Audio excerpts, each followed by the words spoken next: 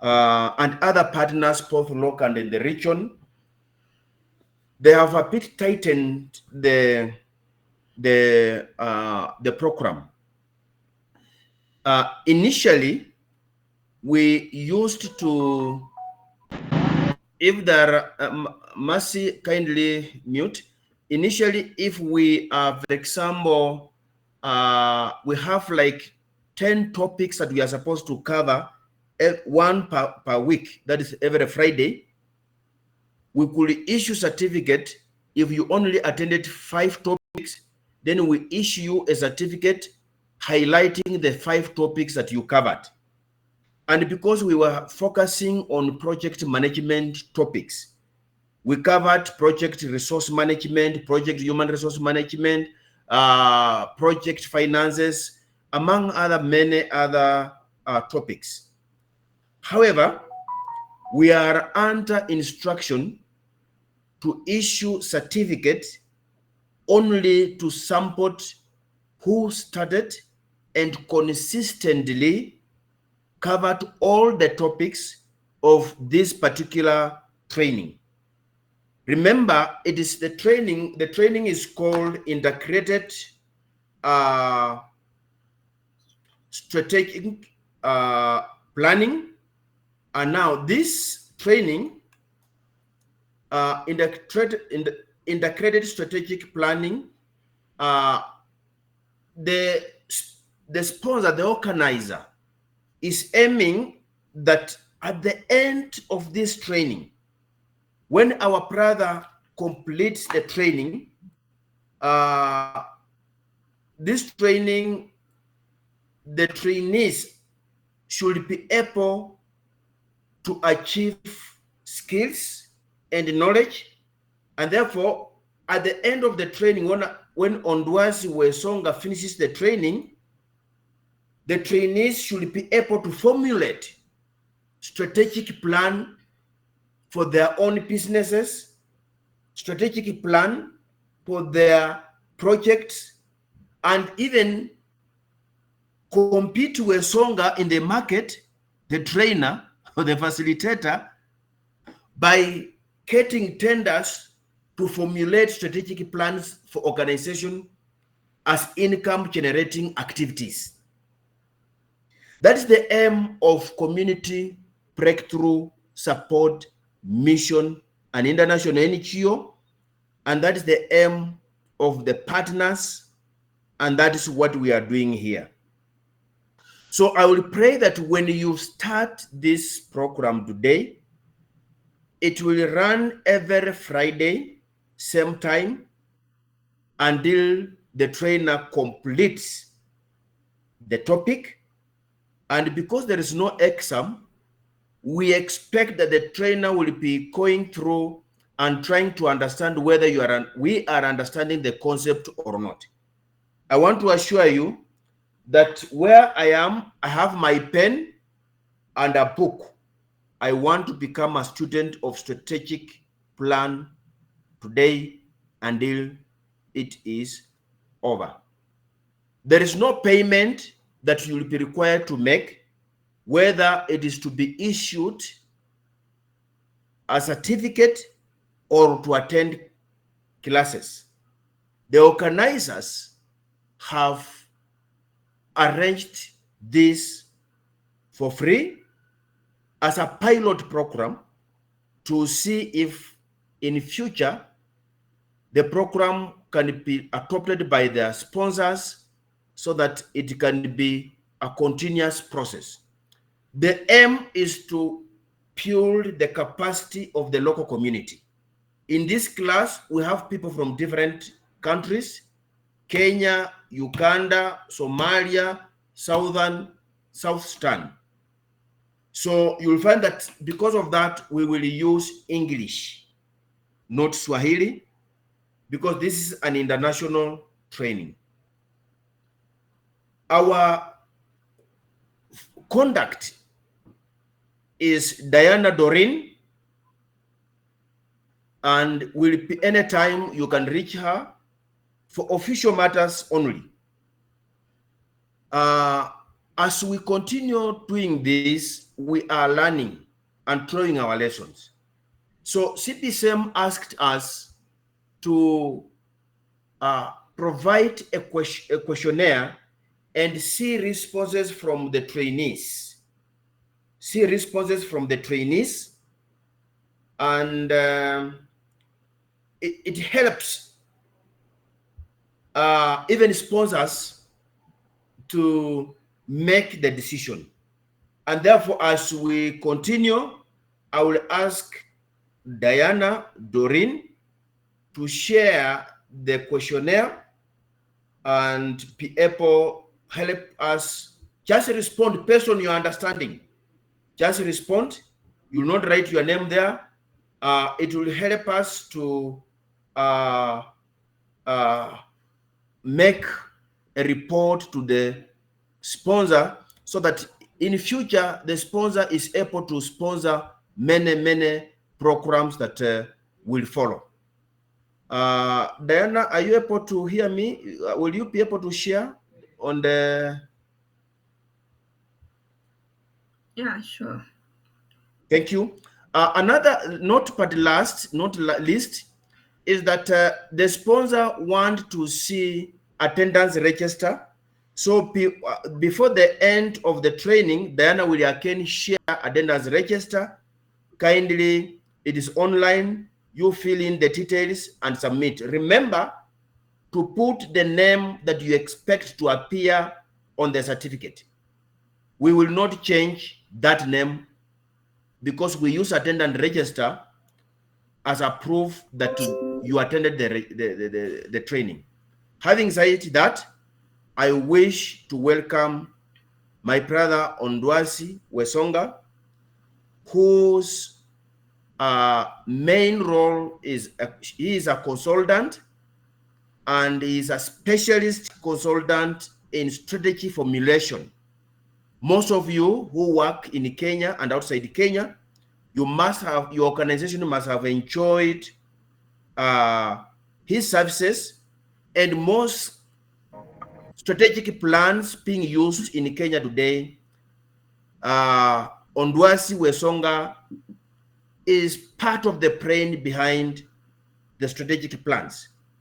We are privileged to have him train us on how to formulate strategic plans.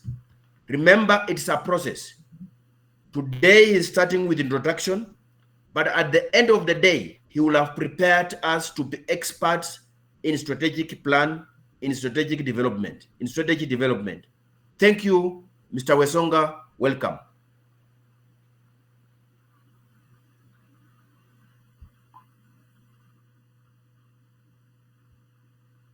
Yes, there is somebody who have raised up the hand. Who is that? Yes. That is Todo has. Link group. Sorry, it was bad. Sorry, it was a mistake. Sorry. Okay, thank you. Okay, so before we invite the trainer, maybe for those who are not in a position to read through the trainer's bio, we had shared it in our group as the trainer prepares to begin his session. I'll run you through his bio and then we can invite him to get started.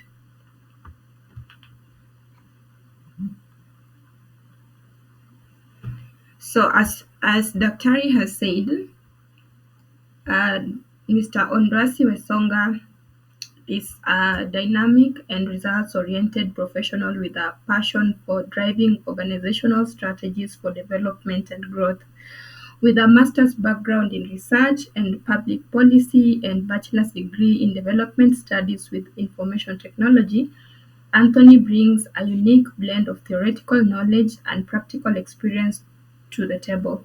With over 5 years of experience as a lead consultant at Stavia Strategist of Kenya, Anthony has demonstrated his ability to lead multicultural teams, develop effective planning and result measuring tools, and enhancing individual and organizational capacity for maximum productivity. His expertise spans management training, policy formulation and analysis, research, strategic planning, framework development, and pre-employment and on-the-job training, making him a valuable asset in any organizational setting. Prior to his consultancy role, Anthony served as a regional operations manager at Parapet Group Limited, where he played a pivotal role in supporting regional business growth and expansion. He also did a bit of client management and retention and strategic planning as well. His hands-on approach to leadership, coupled with his commitment to continuous improvement, resulted in measurable success for the company.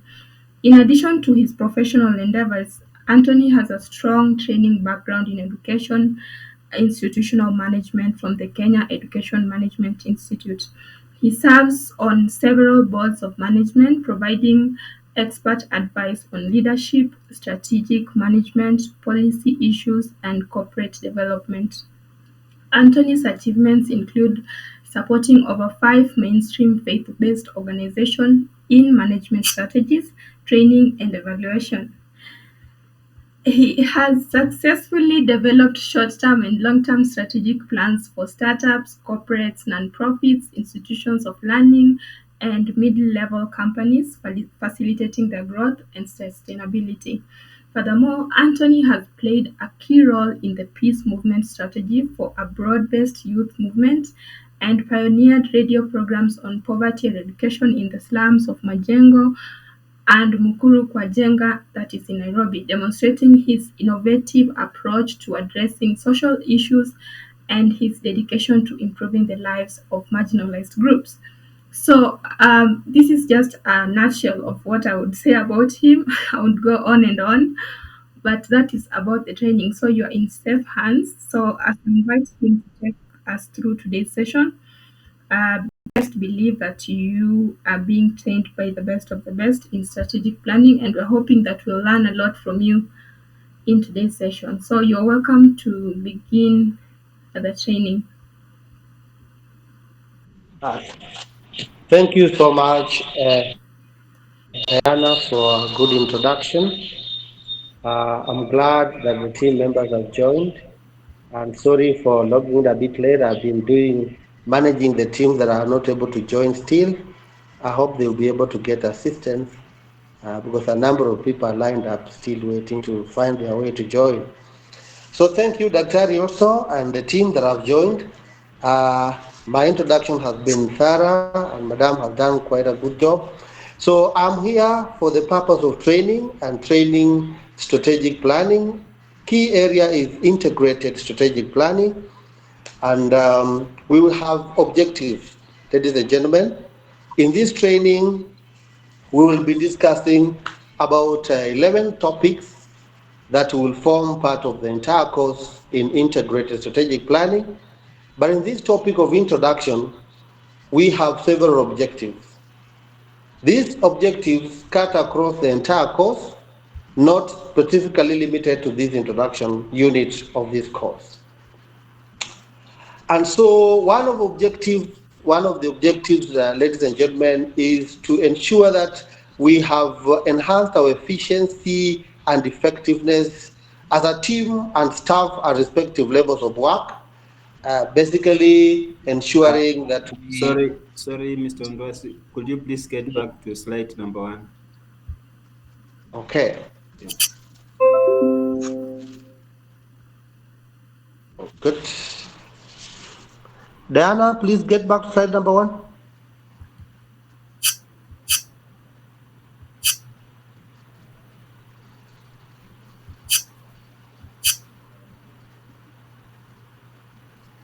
The next slide, please. Okay, thank you. Thank you for that. Yeah. So we are basically looking at the objective in this entire course, and one of these objectives, sorry, are we together? Yes. Proceed. Yes, we are are. together. That is, we are here. Okay. Go ahead. So thank you so much. So this introduction part of this training has several objectives, and we aim in this training that we'll be able to increase our efficiency or enhance efficiency and effectiveness as a team and respective staff at the workplace. Basically, being able to spare the energy we're using to kill a mosquito using a hammer. The second objective, ladies and gentlemen, is to create the linkage between individual performance in the organization and the success, the entire success of this entire organization.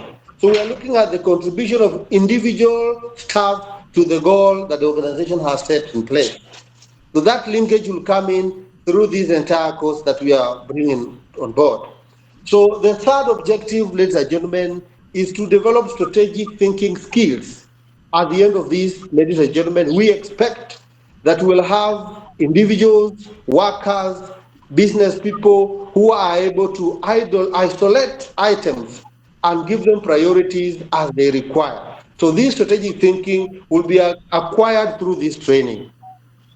We're also preparing agents of change, people who can spear changes in their workplace, in the NGO world, in the corporate world, that they can push change and then be able to grow a career in strategic planning. They are to pick a career in this direction, and the skills that are going to help you carry out in this career.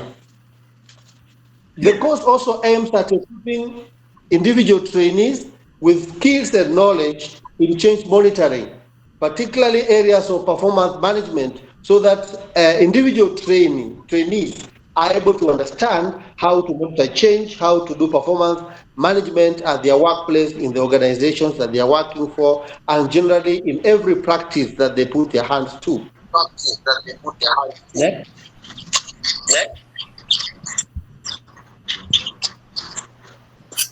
Yeah, next slide. Okay, thank you. Now, we have several subtopics that we are going to address on this particular introductory part of integrated strategic planning. We are going to look at the basic terms. We are also going to look at the reasons why we need a strategic plan. We are going to delve a little bit deeper into the history and the evolution of strategic planning. Where did it start? How has it been growing stage by stage up to this present day? So at this present time and day, we will also be looking at various forms and categories of strategic planning. We look at the relevance and application of strategic planning as a process and as a tool of management. We also look at the current trends as the last topic, the last subtopic, the current trends, or what is happening in the industry of integrated strategic planning. Next. So we look at the terms. And ladies and gentlemen, you notice that when we talk about strategy, there's an imagination that looks like a huge elephant, like a rocket science. But this is my submission. A strategy is just a pattern of purpose. It could be a policy, it's a program that has actual decision. These pattern of purpose are designed to achieve a set goal or objective. And the characteristics of a strategy here will be the issue of choices. They must have a decision. There must be alternatives that are going to be picked in the process of developing a strategy. There's an aspect of resources. The slide you are the slide for strategy is you can go the slide which has the strategy. Actually, Diana, you are ahead of the presenter. Kindly get back to the slide that is. In that spirit, also, Diana, be able to mute everyone apart from the speaker. There are people, Isaac Obunga, kindly mute. Everybody should mute, kindly. So thank you. Go back to to the previous slide, Diana.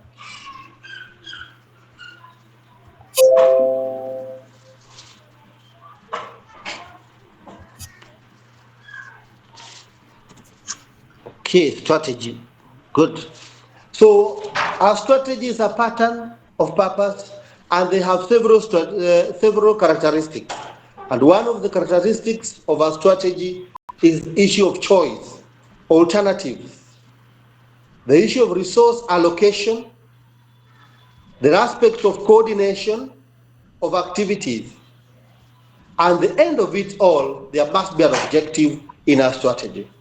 So there are choices that must be made, the resources that must be attached to those choices, the activities that are being coordinated within it for the purpose of being able to achieve that intended objective. So in the business world, ladies and gentlemen, our strategy involves a decision to be made on which market to enter. It also deals about how do we do the competition or the competitors, how do we position the organization, and then be able to achieve the end goal. This applies to even NGO world, where a lot more is supposed to be done in terms of making a decision, which program are we going to undertake, who are going to be who are the target groups, and how do we position these activities to be able to meet the problem, to solve the problem of our target needs. Next. Diana, next.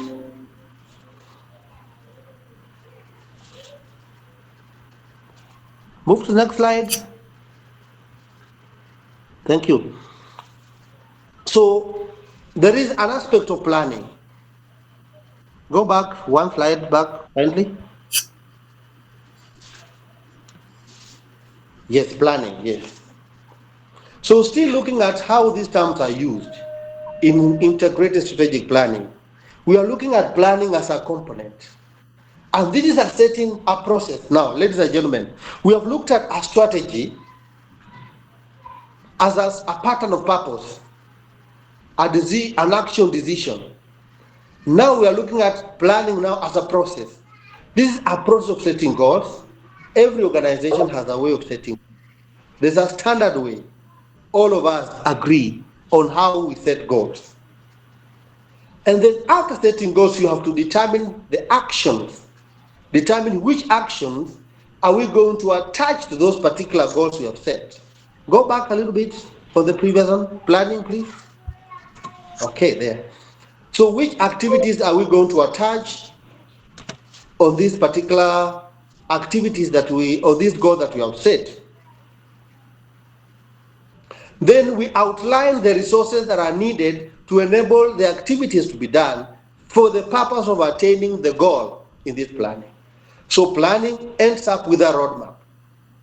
It gives us a roadmap of where particularly the goal is headed, to where we want to achieve the goal, how we want to get the goal, which activities will be undertaken, and how much or which particular resources will be used for the purpose of attaining that goal. So planning is a management process, is an entire process of how we set the goals, how we determine which activities to be done, and which resources will be used in realization of that goal.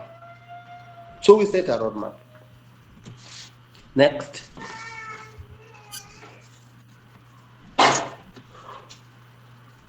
Next.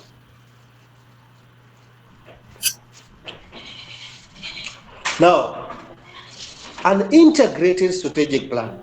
Go back, please. Diana, go back. Good. So integrated strategic plan. This is therefore a management process. Now, this is where now the players, the team leaders, the actors are now fully involved in the process of now managing our organization. Because now strategic planning or integrated strategic planning is therefore a management process that involves one, aligning. And what are we aligning in this planning process? We are aligning the vision, mission, and objectives. 2, resources. capabilities and slide, external environment. the Now, slide. the key thing here is the external environment. The aspect of incorporating external environment now makes this process an integrated one. Ideally, if the strategic plan is done with only internal public and without consideration of the external public, then it doesn't merit to become an integrated one.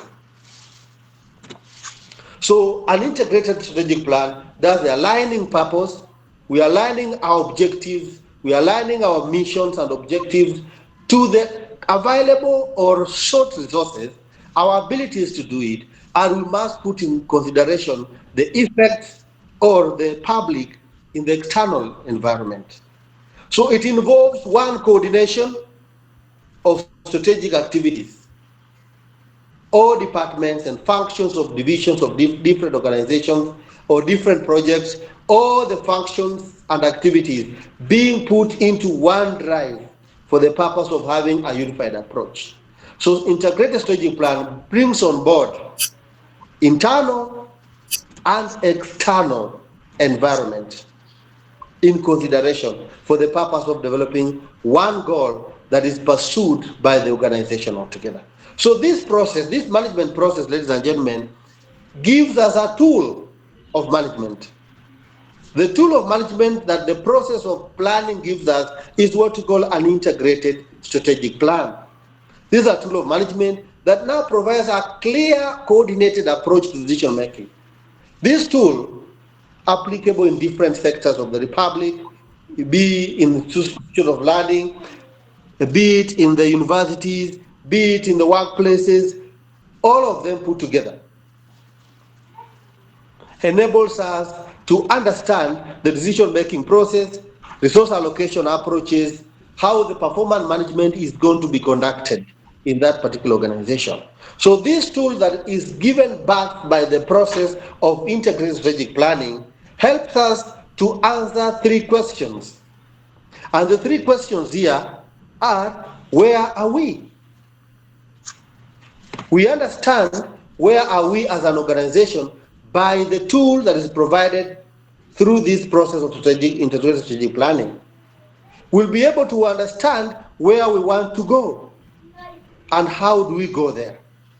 So by scanning the environment, both internally and externally, we are able to know, to situate ourselves as an organization, as a school, as an NGO, where we particularly belong or where we are at the present day. We are able to now see from the present situation. Remember, this is a process of being able to see the future from the present.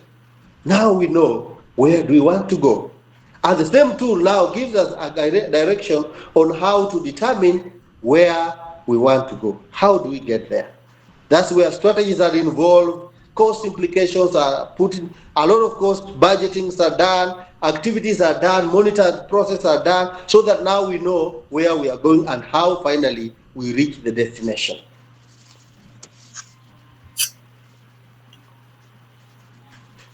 Now, I want us to look at the reason why we need a strategic plan.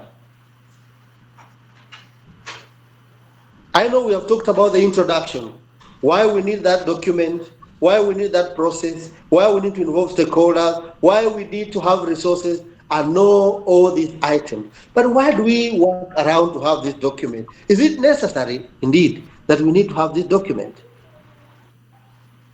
And now, this answers the question, begs the question. On the photos that appear there, there's an image there. I want Diana to open the forum for about 10 minutes, to have very few people give their perspectives. What do you think is the problem with this car? Is a legendary car? Old is gold, but old is gold and gold does not get old. Is a good car, beautiful one, but I want Diana to open it up for a few people to give their perspective. What do you think is the problem with this car? Right, I thought I was the only one who was getting confused with the image. It's good you've clarified that we need to to say what we think about the image. Yeah.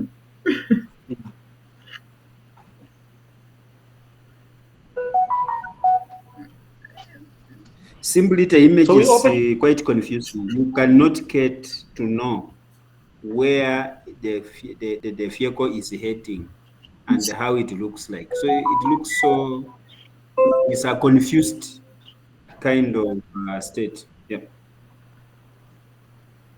Wow.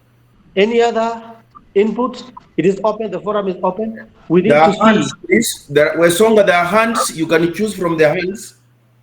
There's Miss Namehe. Miss Namehe, you can unmute and speak. Maybe I can assist you with that. Yes. All right, Diana, thank you. Based on my view of the image, yes, it is on the road fine, but it is not sure of the direction to take.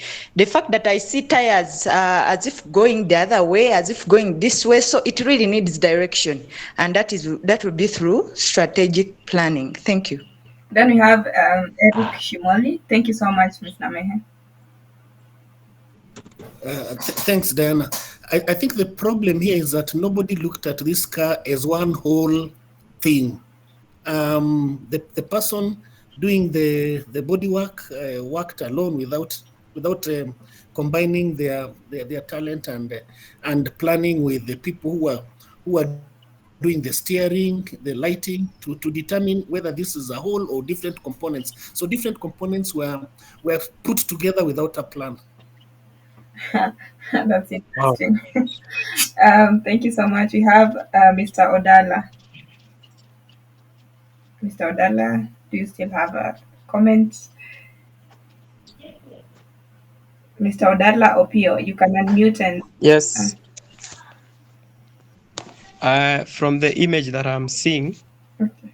I'm seeing the tires are going to a different direction, and the engine, or maybe the part that is driving the vehicle, is going to a different direction. So there is a conflict of where this vehicle is supposed to go. So I am seeing a stalled vehicle, and this represents maybe most organizations that lack strategic planning. So strategic planning is efficient, or is important, that it can give us direction, just like someone has said earlier on. Thank you. Thank you so much. We have David Elipu. David, you can unmute and give your comments.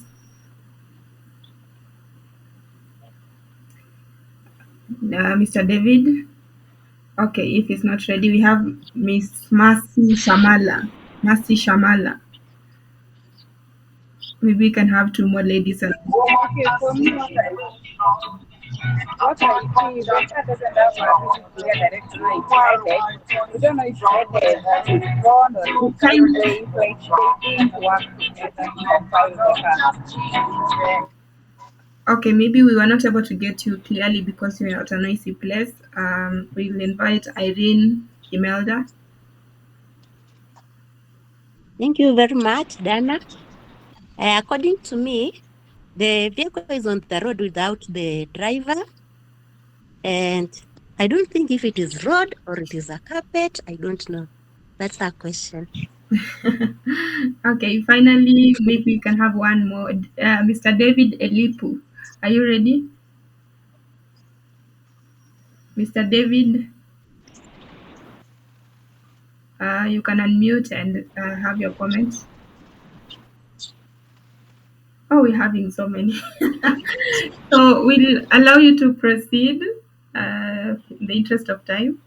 Two more people, just two more. Okay. Allow 2 more people. Diana. So let's have John Home. 2 more people. John Home, you can unmute and speak.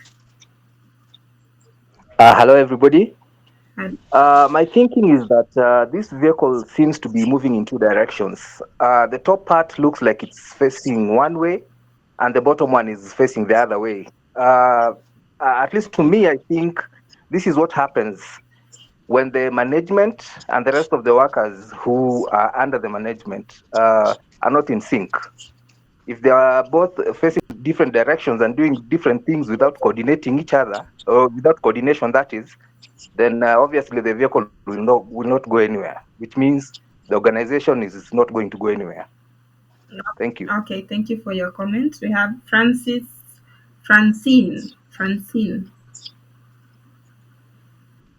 Hi, everyone. From my side, I see total confusion. just total confusion. So meaning in a company, if there is no alignment of management, then everything will not seem to move anywhere. Everything will seem confused and the company will not perform in any way. Thank you. Then maybe we can have the last one. Mr. Isaac Wanyama, you had your hand raised. Mr. Isaac Wanyama.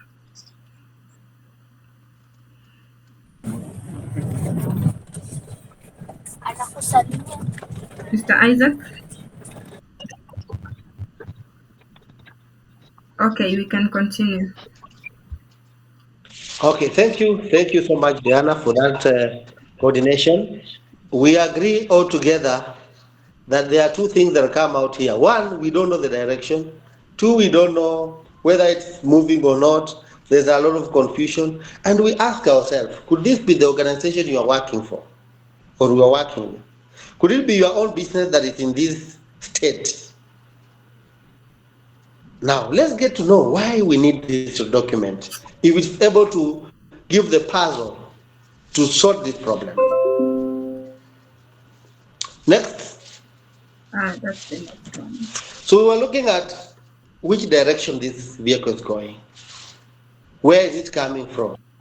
How many wheels does it have? You can't guess. You can probably see 2 or 3. And then the general description of the vehicle, which has been very vivid. And that already now prepares to understand the confusion that exists in a system that is not organized. In an organization that does not speak to the spirit of strategic planning, or rather does not consider as a document. It is very possible for people to feel that the process is expensive. But again, it is expensive not to do it. The next slide.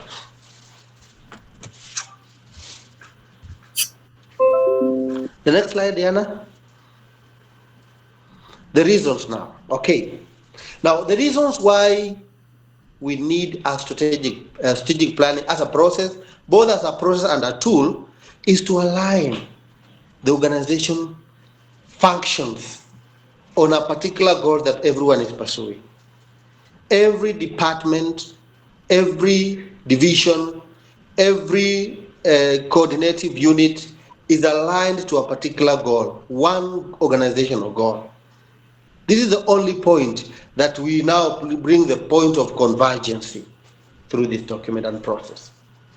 Then we also, because we all agree that resources are scarce, both human and economic resources.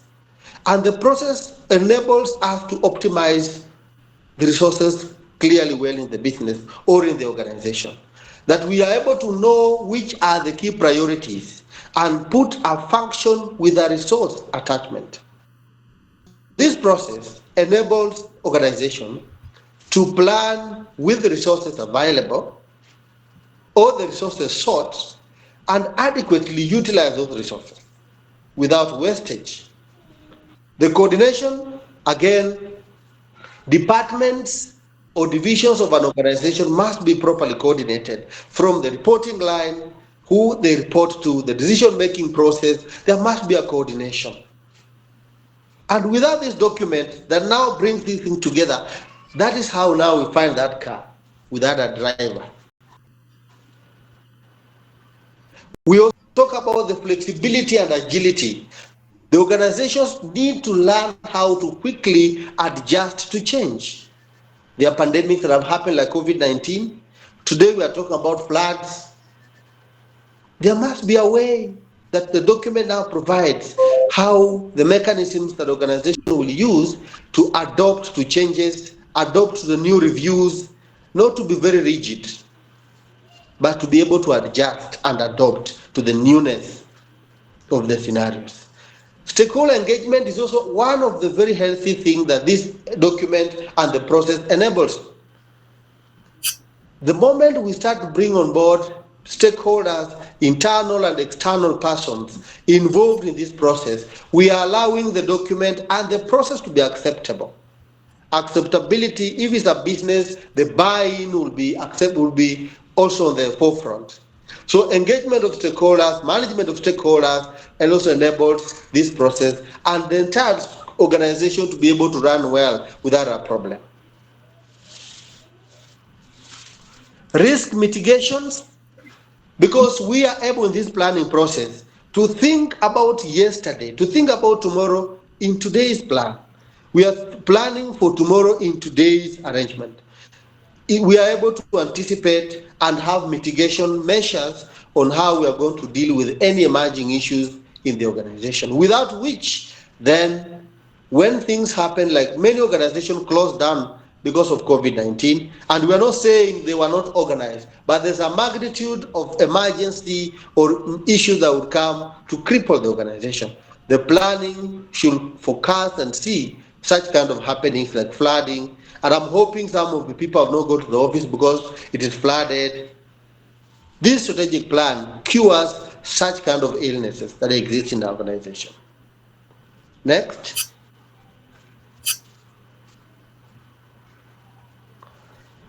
Yes.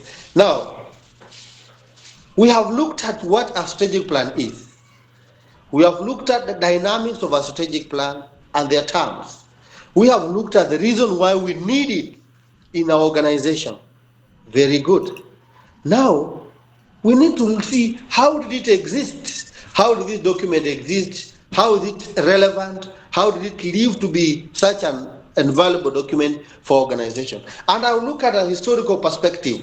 The historical perspective, which is the Greek mythology, would have probably mentioned this, and it's accepted across the international organization of strategic planners.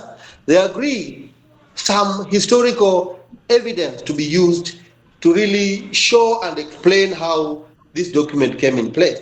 And to begin with, strategy has an origination from the military ground. It's a military statement. Remember, fighting was there even long before business would come in place. So this is a story of the Trojan horse. And I'm sure some of us have watched the movie of the Trojan War. The Trojan War. This is a war or a conflict in a society between the Greeks and the city of the Greek and the Troy. So these cities, we are told of a goal that was set. The Greek army set a goal to get back Helen. Helen was a wife. Helen was a wife of the prince. And she had been captured and taken by the Troys. So they wanted to bring back Helen to their kingdom.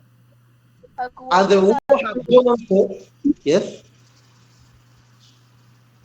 Sorry? And the war had gone on for over 10 years, over resources. Then finally it culminated into capturing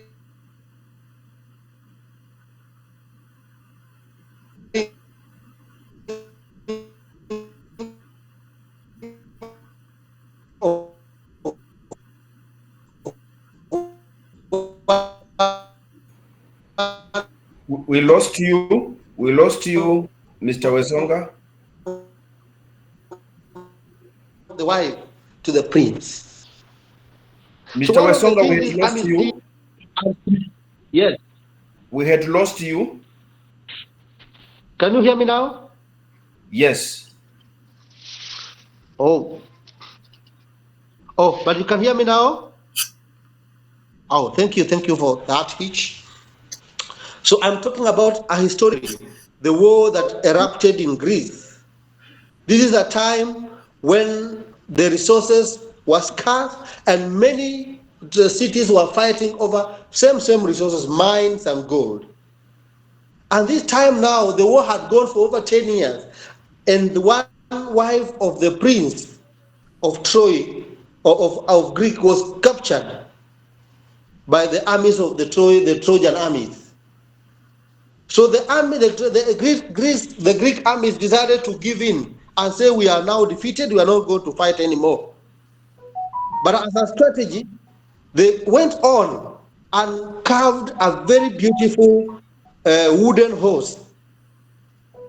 They stamped so many of their soldiers inside that horse and delivered to the king as a present, as a show of peace and tranquility. But after some time, the 3 and 4 days, they now captured the city. They killed the soldiers of the Troy and took back Helen and brought her back to her husband. So what we learn from this story, this mythical story happening in the 13th century, is there was a goal. Our goal was to recapture Helen. The activities were now to come up with something. The strategy is to come up with activities that will enable us now be able to go to these people. They came up with a host, and there were cost implications, social cost, monetary cost, risk cost, all of them. They delivered this gift. The end goal was achieved after Helen was captured, was rescued and brought back to the husband. So this is an explanation of how strategy existed then and how the militaries, because of the military background, how the strategies were applied then in the military camp and how the cities were fighting and winning over each other.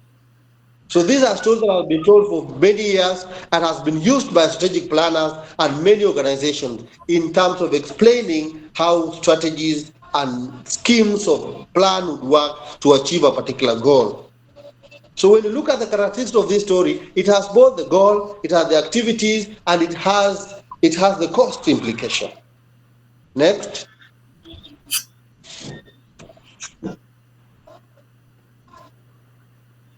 Now, in the contemporary perspective, how strategic planning evolved, and we are looking at the US of A. Back in 1950s, 1960s, the budgetary exercise now started to be used as an item, as a way of now coming up with this document, because all state departments and corporations had to adopt this planning method so that they utilize resources optimally.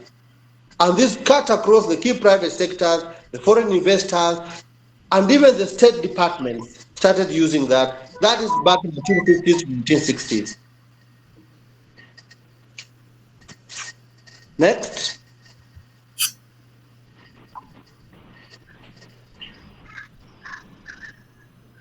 So we have, in the evolution of strategic planning, in the perspective of Africa, and I'm talking about Africa because I know the continent is well represented in this meeting. And I know even diaspora beyond the continent are represented. But I've taken the case of Africa, the waves of strategic planning process in the African perspective. So we had the first wave of African development planning. These are approaches that happened between 1960 to 1979. And this is a centralized approach to planning where it was the national government deciding resources, and that applies even to Kenya, even the post-independence. That there was a central system of government. Planning was done at central level, and by 1968, around there, about 32 African states had developed national development plans, NDPs. The state engineered economy, the focus was the state engineered economy. The market were not left to run on their own. The state intervention was heavy. So about 3 to 5 years plan had been put in place. States were coming up with plans, short-term and long-term plans. Even state actors came into play, and many other organizations came in place to now also come up with activities and planning along the same line between 1968 and 1974 there. Next.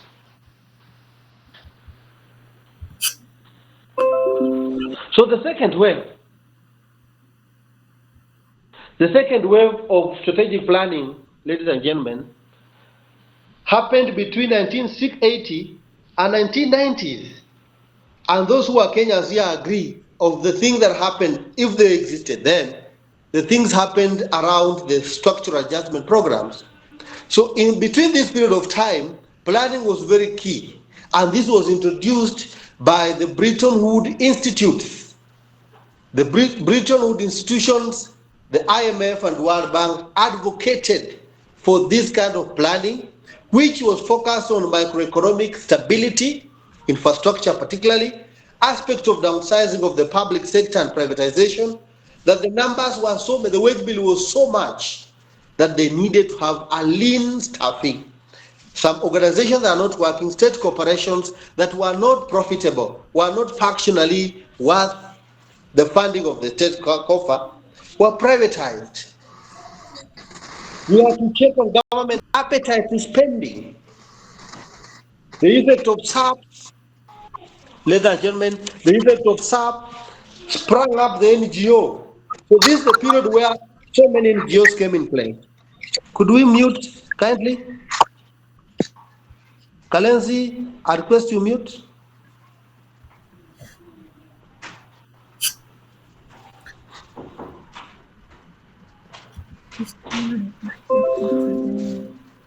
Are we together? Okay. Good. Now, in this period of SAPs, that is when we had so many state corporations closing down and issues of golden handshake. There are many people who are given a lot of money at once. They went home happy.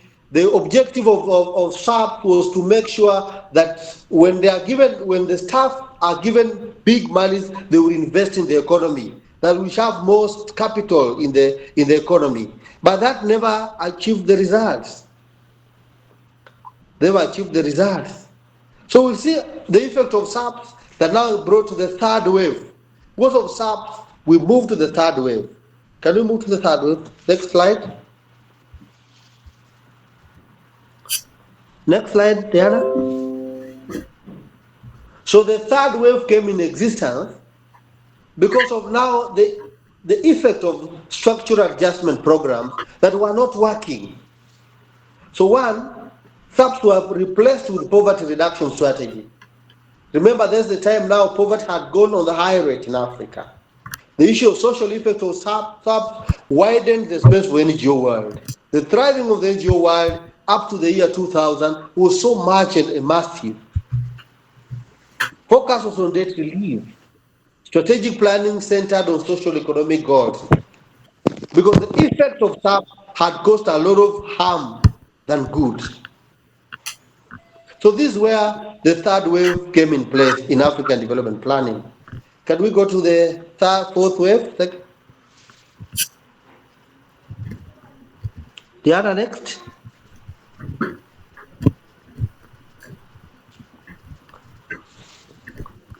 Next, Diana.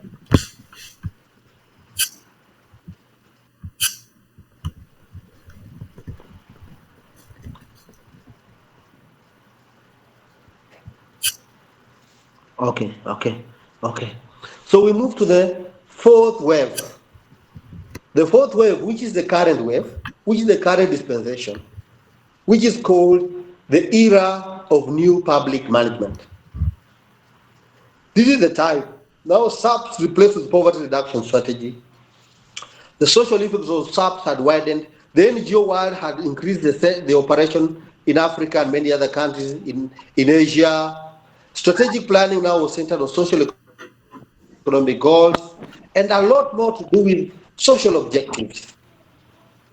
Issues of unemployment, issues of debt relief, issues of structural transformation was now the center, which is still the case now. Remember today, every strategic plans we are doing are now centered on the new public management approach. Be it in school institutions of higher learning, in basic institutions, be it in private sector, and be it in public state corporations. All are centered on structure.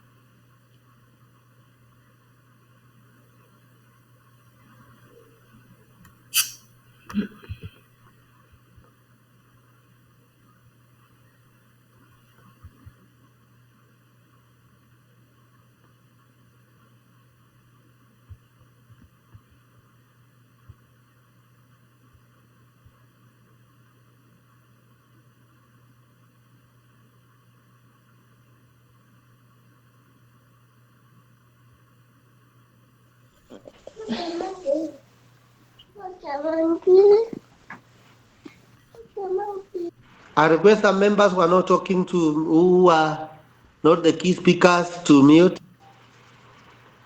Kindly mute so that we can hear each other well. Thank you. Thank you. There are people asking to send the link. Maybe Diana will sort that out as we continue. So let us also now, we have seen the evolution at the basic level, the historical perspective of strategic planning. We have looked at the historical, we have looked at the contemporary evolution of strategic planning, the first, second, the third, and the present wave, which is the public management era, the times and age of public management era. We now go to various categorization of strategic plans. We need to know, are there various categories or forms of strategic plans that exist in the market, in our NGOs, in our schools, in our church, in our mosques? Do we have them? Now, these are categories. Number one, we are looking at the corporate level strategic plan. The corporate level. Now, this one focuses particularly on the entire organization or institution and addressing the market position or the public position, issues of image or reputation, issues of resources, and the long-term growth and expansion. It captures the entire organization holistically. And we have several examples. I've taken some examples in Africa, and there are those I've taken in Asia, because I know our brothers in Yemen and Vietnam have also joined, our members here. And so we have the Ambition 2025, which is by MTN, one of the giant telecommunication group in Africa, MTN. They have an Ambition 2025 as a type of a corporate level strategic plan. And their focus or objective is to do digital transformation, wider space, financial inclusion, sustainability across Africa. We also have the Dangote group, a Nigerian-based business. They have a group corporate strategic plan which focuses on expansion, diversification, and sustainability. Remember, Dangote group of companies handles issue of cement, sugar, all kind of stuff put together. But they focus on expanding, diversification from whatever first product to many other products and sustainability across Africa. Our own Safaricom Sustainable Business Report 2014 looks at the digital inclusion, environmental issues, and social impact. These are just but examples, the living examples of corporate level strategic plans. Now, we also have what we call the Roadmap to Leadership by the EcoBank, the Pan-African Bank. They have the Roadmap to Leadership. Their focus is on digital innovation, customer experience, and financial inclusion. So I know at a corporate level, we have all our businesses or our workplaces that we can come up with a corporate strategic plan, that which captures all our operations, that looks at holistic organization and how we want to mold it to become a more viable, productive organization. The next category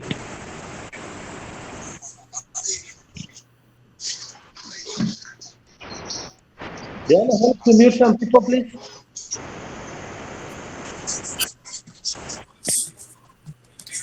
Amos Katenge, please mute. We are in class. Thank you for call to order. Thank you. So the next category, ladies and gentlemen, is called the business level strategy. The business level strategic plan. The business level strategic plan, ladies and gentlemen, now looks at individual units or division of the organization. Remember, corporate looks at the holistic aspect of the organization. We have NGOs that have a corporate strategic plan, captures all sectors, all sections. But this one now is a unit. A big organization has smaller divisions. These divisions handle specific, unique products that may want to have a strategic plan focused on that. And so this addresses the issue of product development, market expansion, operational efficiency within a particular segment of the entire organization.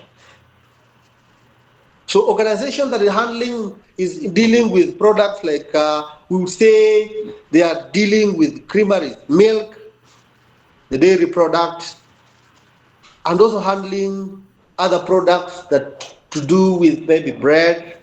So they may choose to specialize.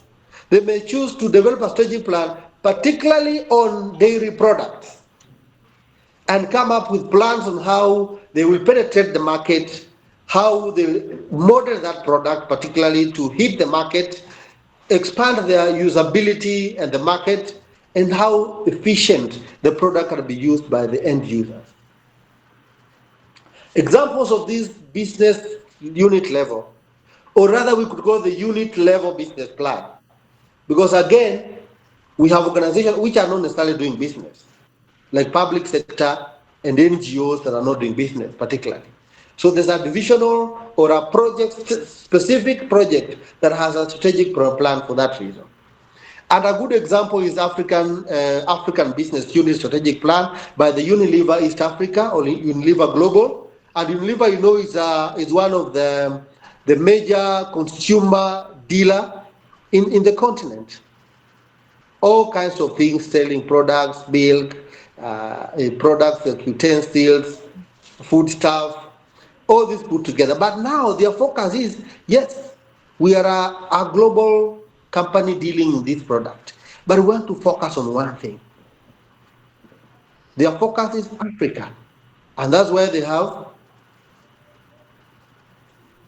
and that's why we have our African Business Unit Strategic Plan for Unilever, which is now the focus on Africa as their key area, the unit of business. Africa as a unit area of their business. They want to do market innovation, market expansion, but within the continent. So their focus is on Africa.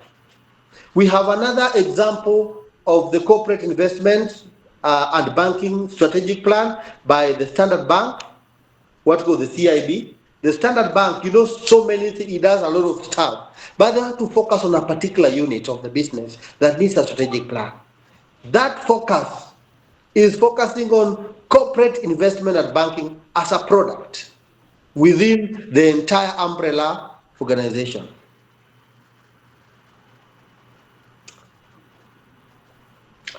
Then we also have M-Pesa business unit. I know Safaricom handles a number of products. M-Pesa is one of it. Their focus is to develop a new financial product and market expansion and financial inclusion. That is their strategic plan for particular brand within the organization, which is called M-Pesa. So even an organizations we know, a unitary business that we can come up with specific strategic plan that targets that area. The third category, ladies and gentlemen, the third category of strategic planning is what's called the functional level strategic plan. So this one focuses on the organization particular area of functionality. We are not talking not about the product, we are talking about department in an organization, a particular functionality within the organization. Could it be a human resource department, a marketing department, a customer service department, a specific functionality within the organization that require a strategic plan. And one is the manufacturing and operation strategy by Samsung Electronics. Remember, Samsung Electronics is an Asian-based company, actually South Korean. So manufacturing and operation strategy of Samsung focused on optimization of production process, because customers don't care how they produce. Customers are concerned with the end use of the Samsung phone. So their production process or production department is purely their own issue. So they come up with a plan. How do we make our production process efficient, optimized, cost effective, and that can yield to more productivity in that case. How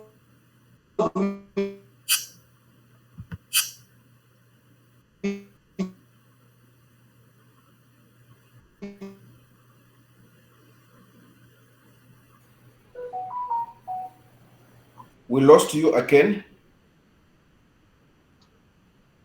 Seems network. check of the quality issues in production, and that was targeting in South Korea, Vietnam, and India. Mr. Wesonga, we had lost you. We had lost you again, please. Network issue. We can't hear you again.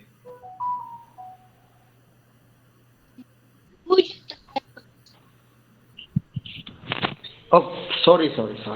Can you hear me now? Perfect. Can you hear me now? Yes, we do. Okay. Thank you. We are going to address the issue of network so that in subsequent classes, we do not have the same. So the functional level strategic plan, ladies and gentlemen, focuses on a particular functionality of the organization. The HR department could be one. The human resource department, sorry? Good. The human resource, the marketing, the customer service, and I've given an example for those who did not get because of the network issue. I've given an example of Samsung Electronics came up with a manufacturing and operation strategic plan, which is still live, that focuses on the quality processes of production in particular countries of South Korea, Vietnam, and India. We have the human resource development plan by Tata Consultants Limited, a giant consultancy services in India that focus on ICT. They are focused on talent management, skill development, and employee engagement. So these are a segment of the entire organization on the functionality and how that particular functional department contributes to the entire organization. The fourth category, Diana, the fourth category. The fourth category of strategic plan now looks at the time horizon. Strategic plan can be also categorized in terms of time horizon, the long-term, medium-term, and short-term strategic plans. Usually, the short-term would cover 1 to 2 years in organizations, medium would cover 4 to 5, and long-term would cover 5 to 10. Now, a disclaimer, you'll get an organization, you'll get a strategic plan that covers 50 years. And would that be a long-term, short-term, or medium-term? The answer is, even if it's 50 years, the reviewing process must be within the short-term, long-term, or medium-term. So a 50-year plan that is reviewed after every 5 years, then that is why we're talking about time horizon. And a good example is the Agenda 2063 by the African Union. They have a 50-year plan on economic integration, infrastructure development, education, and healthcare. So this 50-year plan by the African Union is usually reviewed. It's still reviewed every after a particular period of time. So Kenya's Vision 2030, focusing on the newly industrialized middle-income industry by 2030. They have pillars, political pillars, social and the economic pillars.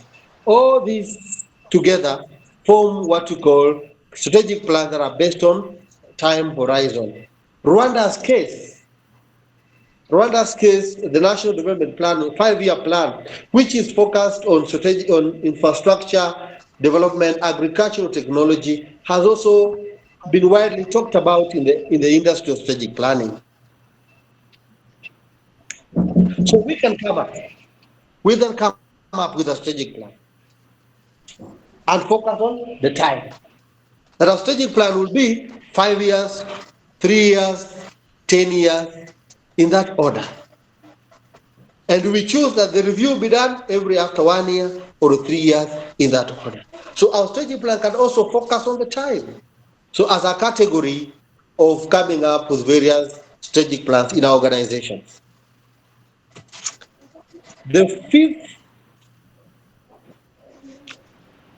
The next category, thank you.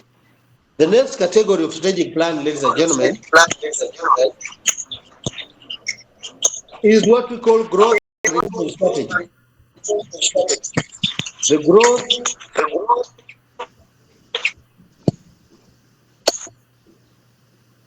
The growth and retrenchment strategic plan. So we can also come up with strategic plans based on one intention or the purpose. Is it for growth or is it for retrenchment? And then growth focuses on expanding organizations' market share. We want to organize, we want to have more projects in an NGO world. We want to have more projects undertaken. So we come up with a strategic plan so that after the expiry of one, there's a continuity of the same. So we can have a growth strategic plan based on the purpose and the durability, the duration we want to capture it. So it focuses on the market share, resources, capabilities, while its retrenchment focuses on reduction or rather restructuring of diverse assets. We can also divest in various things that are not functioning in the organization.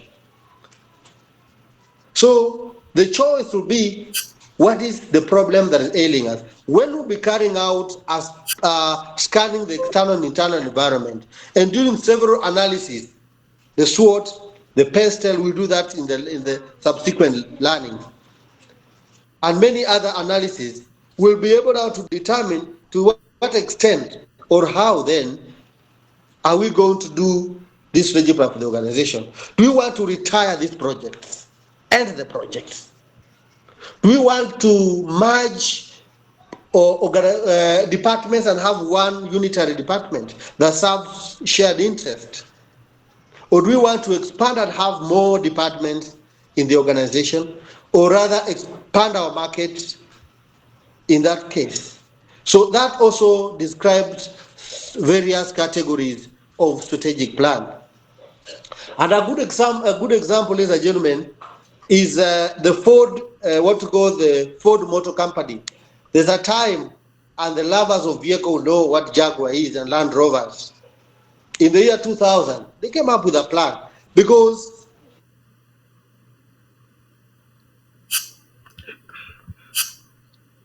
Jaguar and Ford, Land Rovers, were so luxurious, but were not selling.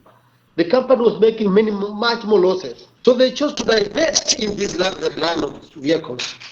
They retired this, they retrenched it. They came up with a plan. And because it's a process, you don't just stop production, but as you stop the production of the same, retrenchment of this strategic plan also goes to the market. How do you get the ones that are being used? How do you service them? Because we say now that we have retired Jaguar, we don't have spare parts. It must be a process that encompasses the stakeholders, the end users, the manufacturing, the service industry, because all of it will determine the organization growth and possible replacement of the same.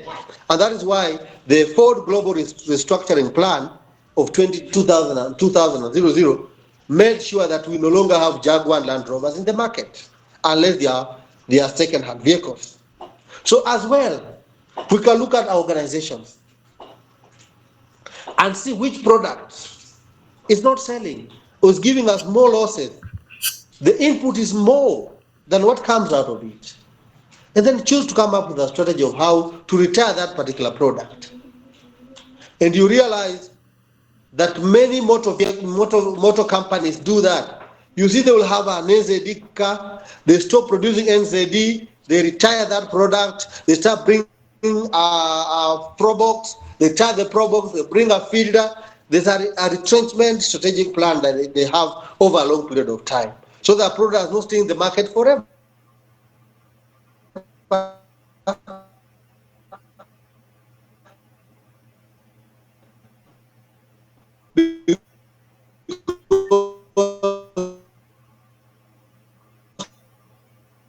market rather than the sales volume that it brings on board. So even at our organization, which are these things, which are these products in our organization that seems to be the cost entity and the returns are minimal. Then we have to.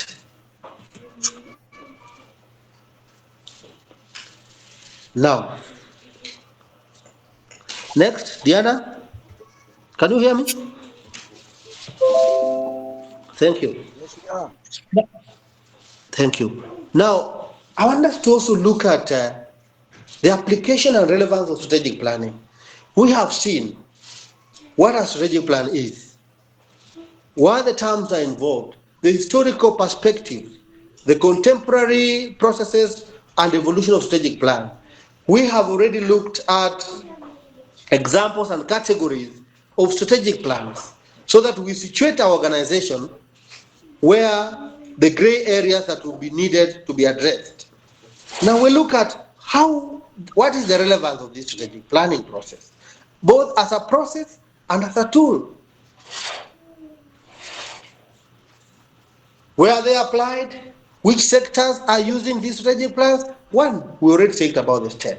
Business organizations need to have strategic plans that are functional so that it deals with such kind of issues we have mentioned in the vehicle and others before. The state corporations, they do that. Government ministries, including devolved government in devolved units of Kenya, the Republic of Kenya. The Finance Management Act requires every county to develop a strategic, what we call county integrated development plans. Schools and institutions of higher learning, the Education Act requires schools to have strategic plans. Higher institutions of higher learning equally have the same. TVET, non-profit organizations, for their efficiency and effectiveness, NGOs, it is important not to look like the vehicle you mentioned.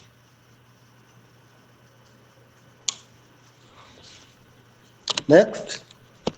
I didn't mention the church, yes. The faith-based organization, the church, have also a play to do with having a strategic plan. It is good to stick to the mandate. So the church is not left behind. The faith-based organizations altogether are not left behind. They need to have an organized system that will enable them to do evangelism, be able to reach more people, be able to be efficient in their projects undertaken, be able to manage their clients in church work. So next.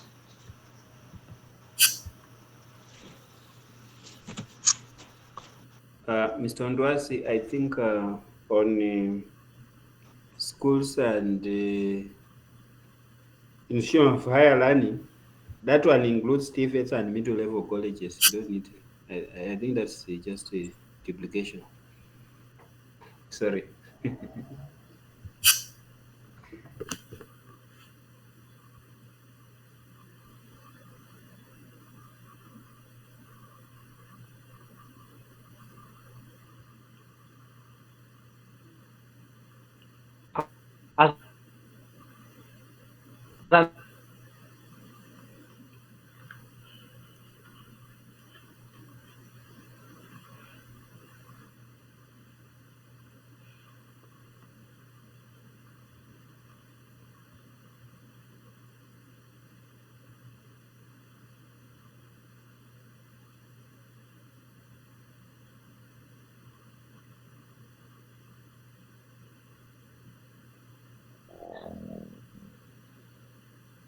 We have lost your voice.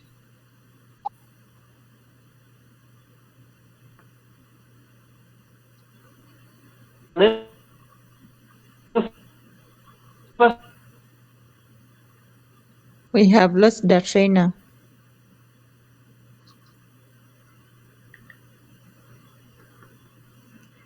Let's give him a minute or two to restore his connectivity.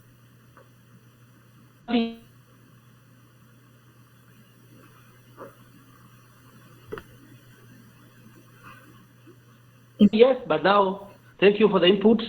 All of them. We kind of lost you for quite some time. We kind of lost you for quite some time. Maybe you can repeat the last slide. Okay. You lost me on the last slide. Yes. Okay, that was okay. Can we go back to the last slide? The current one is the last slide actually. So that we are able to agree. I think we're on the current trends in strategic planning. This one is the Yes. this one. Okay. Okay, but the previous slide, I think I was a bit clear. Yeah, you kind of exhausted it. So we are in the current Yeah, thank you. strategic planning.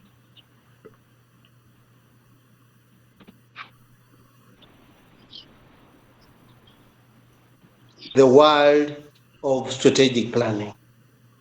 And ladies and gentlemen, it is important to note that because strategic planning looks at the future from the present state, we must anticipate, we must have plans. So strategic planning today is a data-driven, completely data-driven. So we must do a baseline survey. We must look at what is happening today. So the data-driven decision-making approach is fundamentally important for strategic planning today. So that every strategic objective and choices we make are evidence-based. So that we don't have a situation where when we come up with a document, it's not implementable because of happenings that are taking shape on daily basis. There are several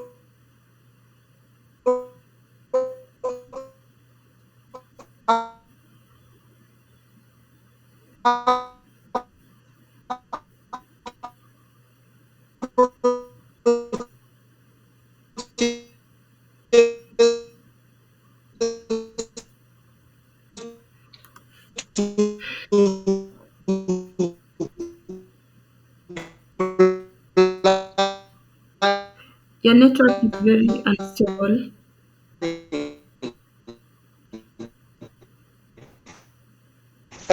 when the issue of strategic planning takes place. Oh, should be able to fix it. Am I able to be heard now? Yeah. Can you hear me now? Yes. Yes, Are we together? Yeah. Yes, yes. Yeah. I agree with some feedback from person saying the rains are all over and I think it's affecting our network across board. But hopefully we are able to fix that in the coming meeting so that we remain live and active. So the second scenario, the second happening in strategic planning industry today, ladies and gentlemen, is the aspect of looking at scenarios, the present situation, scenario planning, so that we don't plan without looking at what is the present circumstances, so that we are able to deal with the uncertainties. COVID-19 came, floods have come, so scenario planning will be very ideal. And that is why copying a strategic plan from one organization to another may not fit the interest of that organization, because we totally have very unique environment and unique scenarios altogether. Now, the third thing is about digital transformation. We are in the ICT period, the times of globalization. And globalization with ICT, they are inseparable. So in the process and activities carried out in strategic planning, we must and consider keenly the aspect of digital transformation. The new era heavily depends on the digital data, be it in data management, information management. Digital transformation cannot be avoided in the business today. COVID-19 came in and has taught so many people lessons. People can work from home, people can store their files in the cloud, and that and such.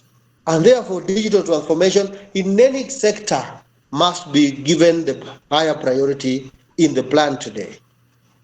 Aspect of flexibility and agility.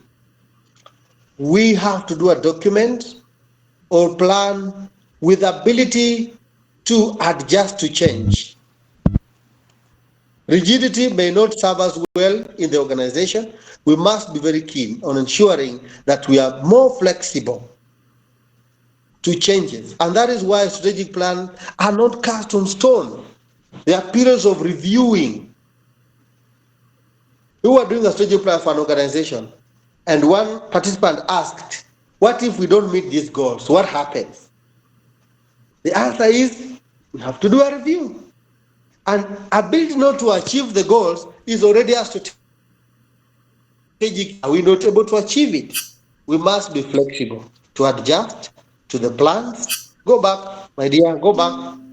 Thank you. Sustainability, environmental sustainability, and governance. Today, issues of environment and climate change must be featured. The SMART program, the E-system with the environment, we must consider that. And that is why even corporates today, they are doing so many programs or what calls programs that are touching on environment, be it Safaricom, big corporations, are also partnering to handle issues of climate change and environment. So in every organization, one of the key strategic objectives must touch on issues of environment and climate change. Aspects of collaborative and inclusive planning, because diverse perspectives, we get an easy buy-in. The moment we engage stakeholders and many other people, many other stakeholders, we will be able to get acceptability and easy implementation. At the school level, if you do strategic plan without involving teachers, workers, students, and even the community, you may not achieve those goals. They will wonder which kind of document that exists in the file. We don't do a document to gather dust in the shelves, but collaborative and inclusive planning will ensure that there's acceptability and easy implementation of the document. Finally, ladies and gentlemen, the current trend looks at resilience planning, so that anything to do with the disruptions, global disruptions, can be dealt with. How resilient are the planning process and the plan itself in terms of dealing with possible global disruptions? So that kind of resilience must be put in place in this aspect of doing strategic planning. Next slide. Ladies and gentlemen, we have been handling introduction to strategic planning. We have gone to look at the terms used. We have looked at the history and evolution of strategic plan. We have also looked, ladies and gentlemen, on various categories of strategic plan, the relevance and application of this strategic plan. We have at the same time looked at several examples in the various categories of strategic plan. We have looked at what is happening in the world today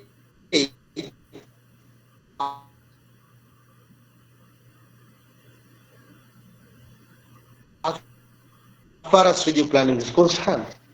And so I opened the platform in dialogue coordinating for questions, feedback, comments, adjustments. Diana, back to you. All right, thank you so much. We're experiencing a lot in the country with regards to rains and everything. So I'm hoping that we have been able to capture the most important parts. If you are muted, kindly. If you're unmuted, kindly please mute. it's hard to coordinate the whole process. So we're getting to the question and answer session.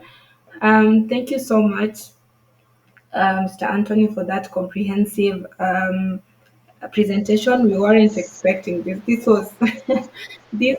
If you are like me and you've been taking notes, I bet you're already running out of space. Mr. Isaac, you can mute. So I'm sure we have a lot of questions, and I don't want to spend so much time speaking. So we have two links in the chat section. I just want to remind you, we have two links. We have the first one, that is the attendance register, that everyone has to sign to show that you attended this session, so that you can also be certified for attending. Like we show the evidence that you are part of the training today. So make sure you've signed the attendance register. The second one is the survey that we have regarding, as per what we have learned today, we've been looking at goal-oriented strategies and coming up with strategic plans for organizations. And part of what we're doing at CBSM is exactly that. And so the second form looks into what are these innovative strategies that are used in training, as this one that we are having today, where we are not using the previous method where we have to come together as a group or a cocoon in one area so that we can be trained. Right now, we can have you members coming from different parts of the world, not even Africa or East Africa, and coming together and sharing your thoughts and insights. So the second link is for the survey. Let us know, do you think such initiatives by organizations or individuals or companies or businesses can help to improve the performance of nonprofits or community-based projects? So that is the second link. So you're free to give us your opinion on both the two documents and your feedback as well. So getting into the question and answer session, I'll invite the first one. The first hand that was up was Gerant Anthony. Gerant, you can unmute and ask your question.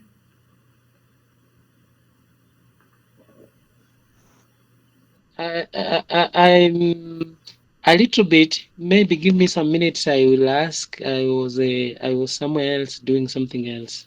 Kindly. All right, that's okay. Then we can proceed to Alphonse. If Alphonse, you're ready, you can unmute and have your question.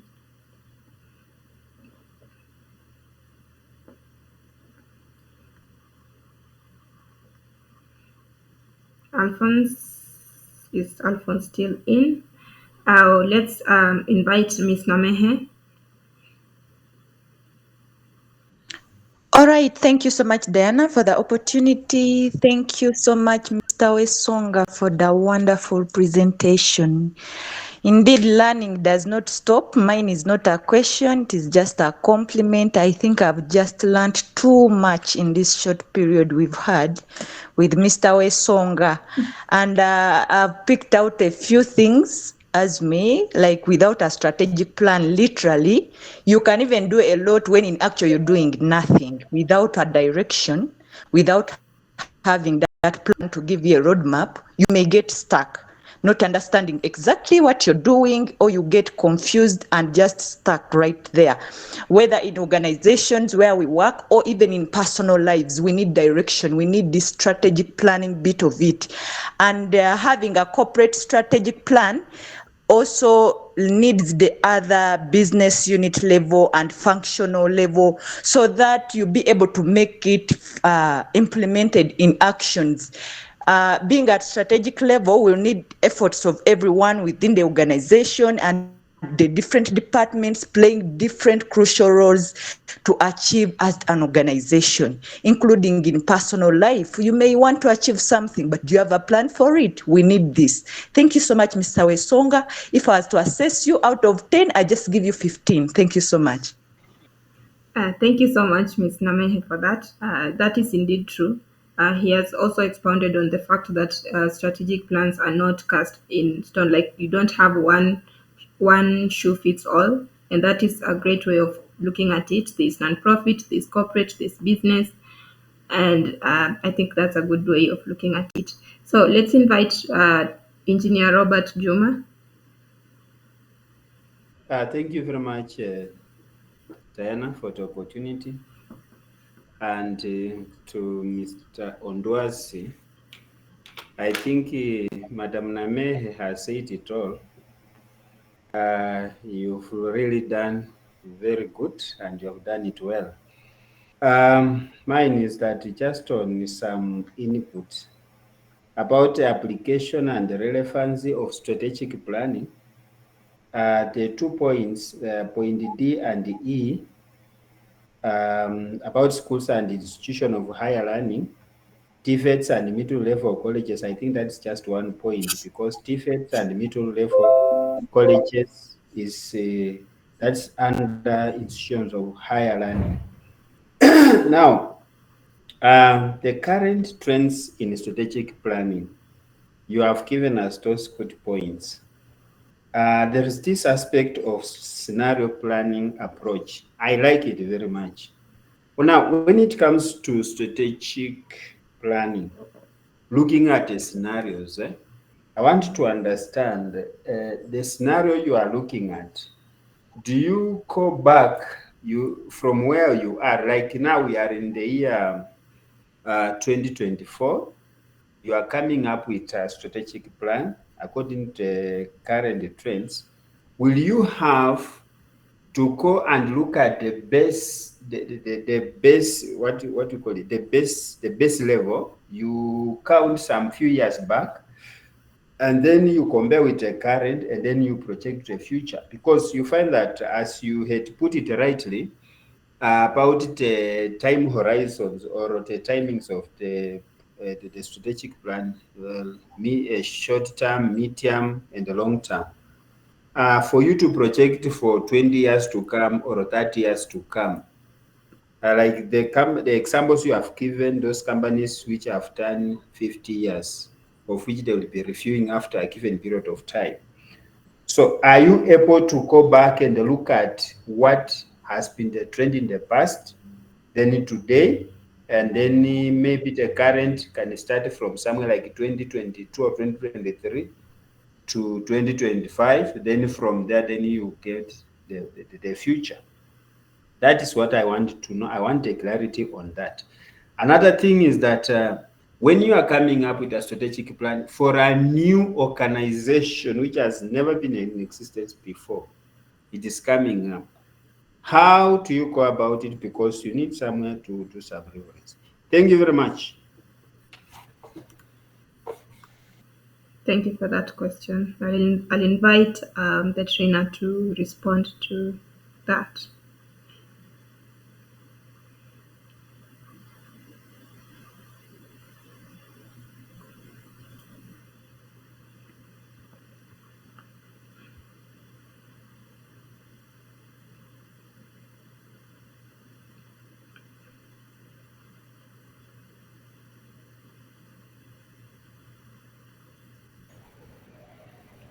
Is Mr. Wesonga still with us, or the network has issues again? Let me find out.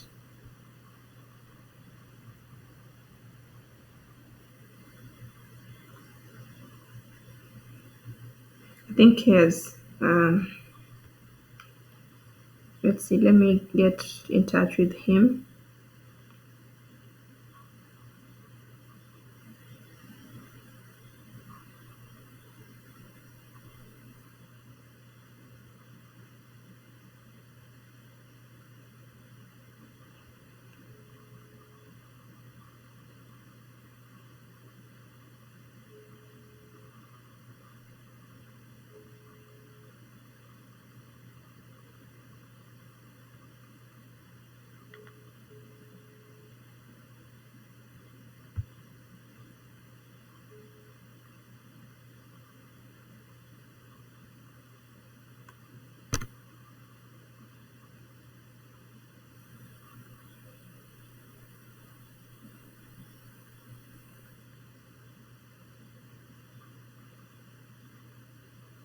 The call will be connected shortly.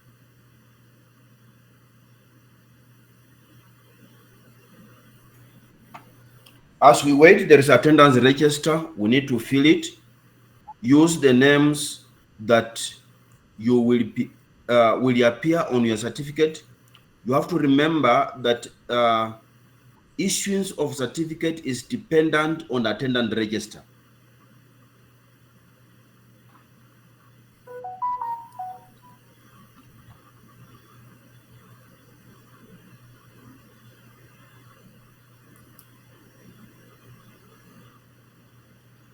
We seem to have lost our facilitator during the question times.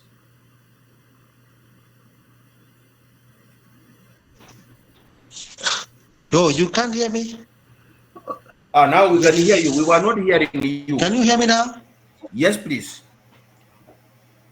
Continue.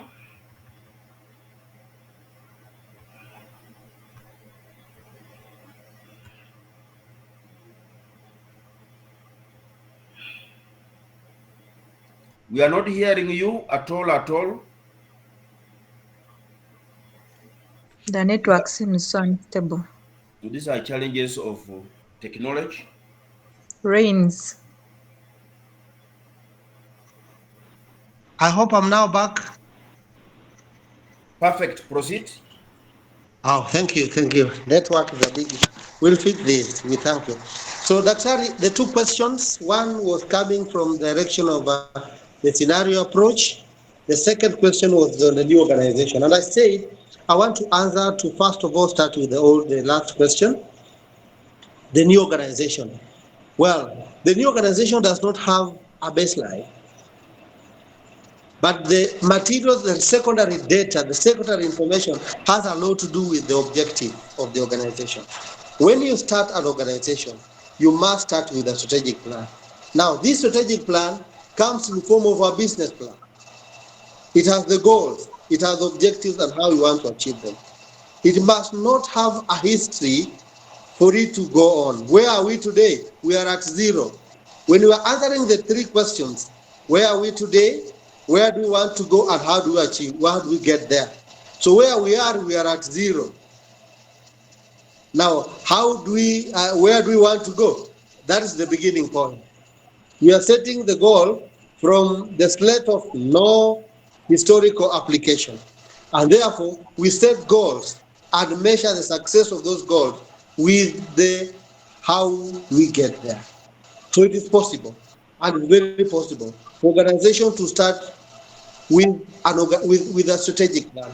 One also being that you can start a program or an objective without having a goal, a mission, an objective. When you start with that, you work towards it. It becomes very fresh. So organizations, even as the new entrants in the market, in the business, or in the NGO world, needs to have a strategic plan. Number two, the scenario approach. Now, strategic plans are done what's called monitoring and evaluation. The monitoring and evaluation of strategic plan is based on several applications. One, it could be on monthly or quarterly basis. We can do evaluation on quarterly basis. We can do it after 6 months or annual basis. So the evaluation will determine the recommendation, because once the evaluation is done, then recommendations are done on the previous objectives and goals. And from the evaluation report, adjustments on the existing document is done. Now you don't go back. You don't go back. You look at what has been achieved in that strategic plan. What was not achieved and why was it not achieved? Then the focus becomes on why was it not achieved? Because it can be a disease that can affect the entire objective that you have in the whole document. So you start, your beginning point is from why it was not achieved, so that now we are able to implement the remainder of the strategic plan.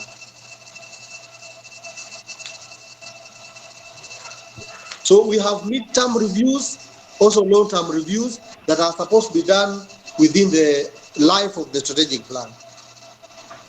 I hope. Perfect. Thank you very much. Well done. All right, I'll invite Isaac Ogunga. You can unmute and ask your question.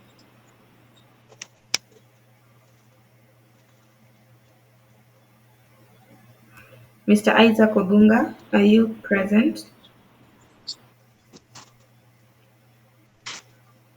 Okay, we can go to the next one. There's Geoffrey Nyongesa. Thank you so much, Diana, for this opportunity. And I also want to start by appreciating the trainer today. The presentation was very awesome. My question is, many times I've had a challenge in differentiating between a goal and an objective. Because when he was talking about planning, he said it's about setting goals and whatever. So what is a goal and what is an objective? And maybe you can use an example to differentiate the two terms. Okay.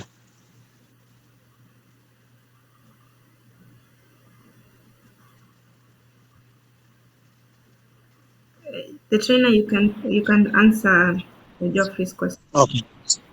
Okay. Okay. Let me come in. Okay. Thank you, Geoffrey. Our goal is a long-term mission. Our objective is a short-term mission within the goal. When you have a goal, you develop objectives to achieve the goal.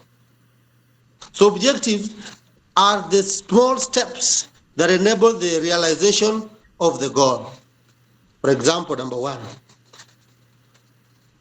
the goal is to reduce mortality rates, or rather say HIV/AIDS prevalence in, for example, Kisumu.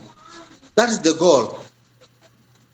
The objective number one within that goal is to ensure that to have enough supply of contraceptive, for example. Two is to educate the public on the issues and effects of HIV/AIDS. Number three is to train families on issues of faithfulness. So those becomes objective that will build to the goal that you have set. So in a nutshell, a goal gives birth to objective. They are offshoots from an objective, from the goal. I don't know if that is clear.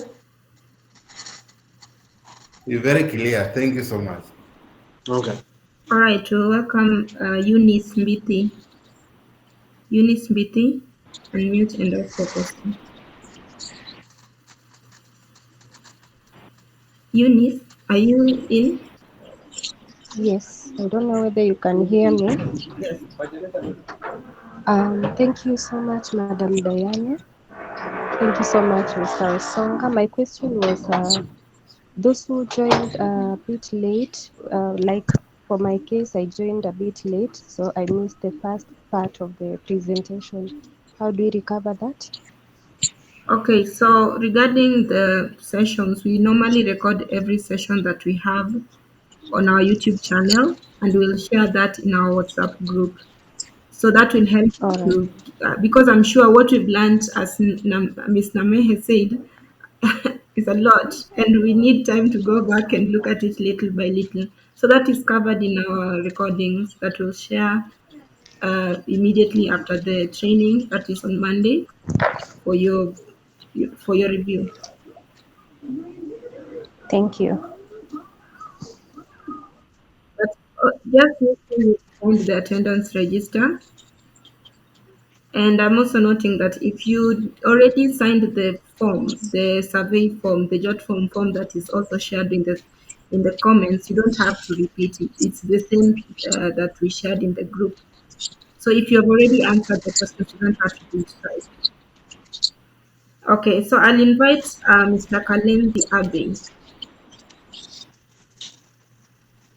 Thank you very much. I want to thank the organizers of this meeting, Dr. Weber Pososike. I'm so appreciative. And the presenter, you have shared so much wonderful. I'm so much blessed. I just want to have a small input. Doctor, you have shared about strategic management and you have given us about the applicability of strategic management, and it was wonderful. I just want to caution each of us here, because me, I'm a pastor. And one of the applications of strategic management is the chart, as the presenter was saying. But how many people in the church use strategic management? So it's a great question to all of us here, that we apply this knowledge at every level we are in, even at our business level. Even if you operate in a small business of chapati, small business of maybe a shoe kind of business, can we apply the elements of strategic management? Members on this platform, you may be aware that business is no longer for the failed as we used to think. Find somebody who is a master's holder, a PhD holder, having a business somewhere. But the issue of strategic planning may not be applied here. So as we have been on this meeting, I've been so much blessed. My question is that we may deploy this knowledge we have acquired here, may take it as a refresher course. I'm so much blessed, but my question is that we may put this into full consideration and applicability at all levels, as we have been told, application level, the church, the schools, and what and what, in all our projects. Let us deploy this knowledge and we shall turn out to be successful. Thank you very much for the organizing. Right. Thank you, Mr. Kalenzi, for your comment and insights. I appreciate that you have gained much from this session. All right. So, unless the trainer, if you have anything to add on his comments. Yes, thank you, Diana and Pastor, for that very valuable input.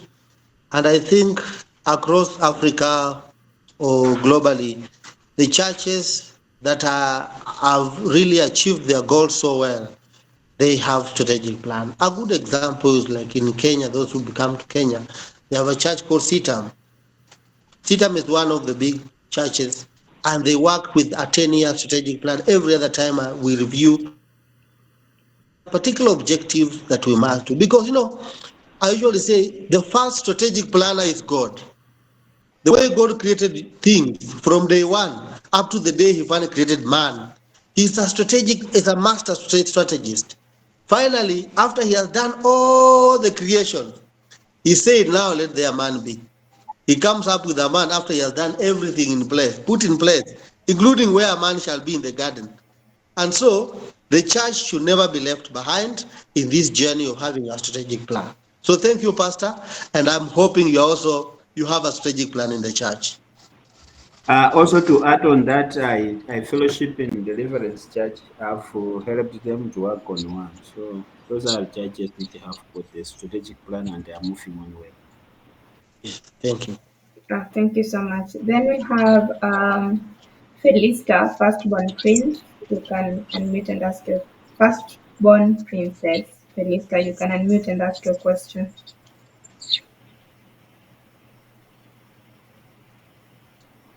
Felista, are you in? All right. Let's allow Mr. Gerant.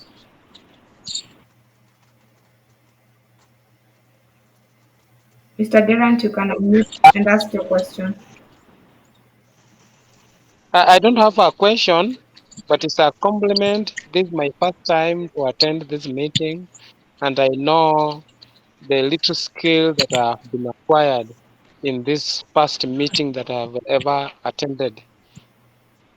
Today is my first day to attend a strategic plan training that will enable me also to train others who does not know about the strategic plan.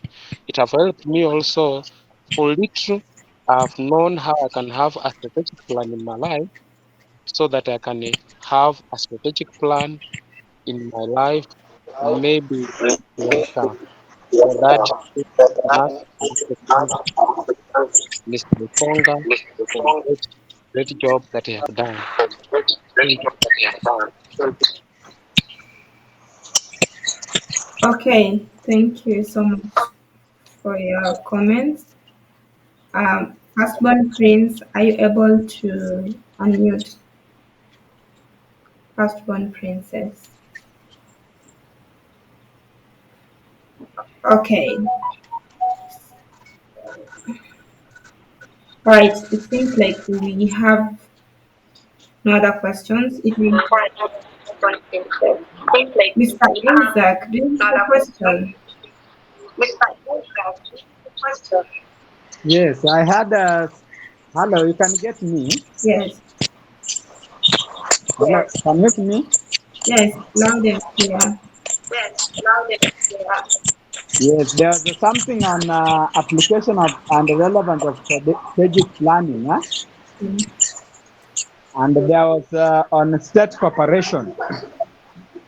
So I wanted the facilitator to at least explain for me on that state cooperation strategic planning. Okay. Yeah.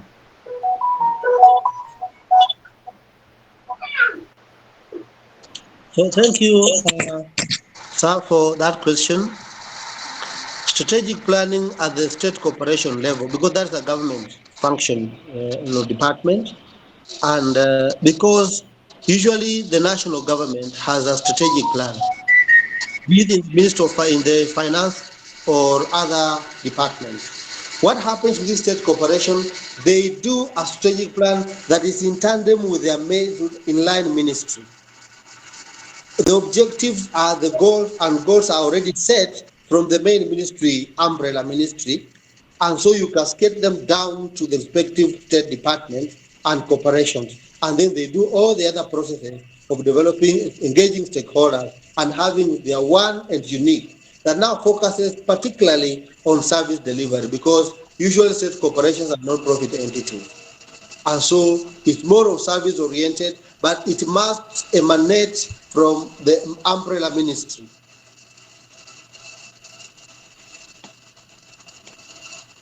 I think that is well answered. If there are no other questions, or if you feel you're being left behind, you can just raise your hand or unmute and speak. But in the meantime, I'd like to take this opportunity to appreciate the trainer. He has done a great job being the first session. Despite of the network challenges, I believe the training was packed with information and insight, and that informs the future trainings. So I'd like to take this opportunity to invite all of you to appreciate the trainer for the day, for a good work, with our virtual way of appreciating the train, using the emojis and the emojis that are just below your comment section. So let's appreciate the trainer of the day. And also let us appreciate each and everyone who was able to join today. It was such a wonderful session. We've gotten quite great feedback from you, from the questions you're asking. It means that there's so much that is still left to unpack. So, trainer, you have a lot to look at. Yes. Isaac, mute. Okay, thank you. Thank you for that coordination, ladies and gentlemen. I'll invite you to give your closing remark. I was still trying to mute Isaac. I'll invite you to give your closing remark and before we close the session.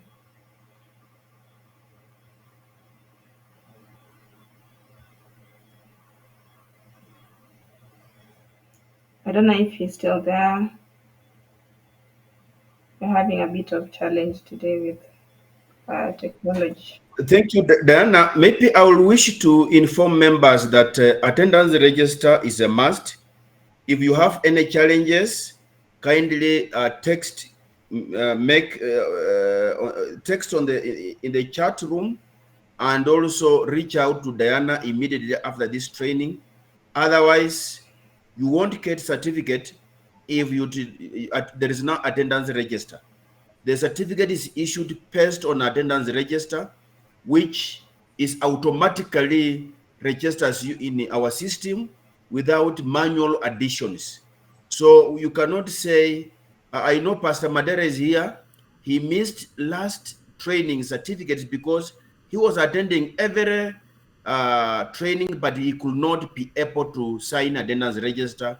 And our system cannot do anything else apart from just denying him the certificate.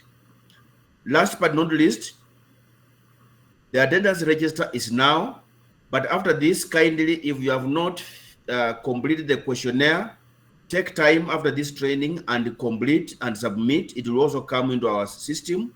That questionnaire is going to help us to improve services, and also is going to help us to serve you better and learn from the stakeholders who is you, so that you have input in what we are doing.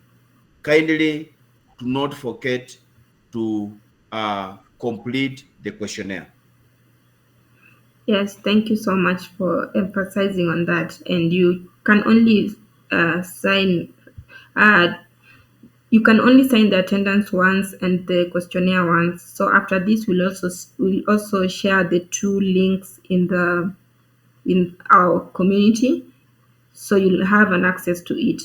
If you're having challenge with signing the attendance, just let me know before the end of the meeting, because after the meeting we don't normally share the link. It does not work anyway. So the link only works between when the meeting is on until the end of it. So if you sign afterwards, it comes with a different timeline that will not be considered as attendance. So if you have a challenge with that, just let me know.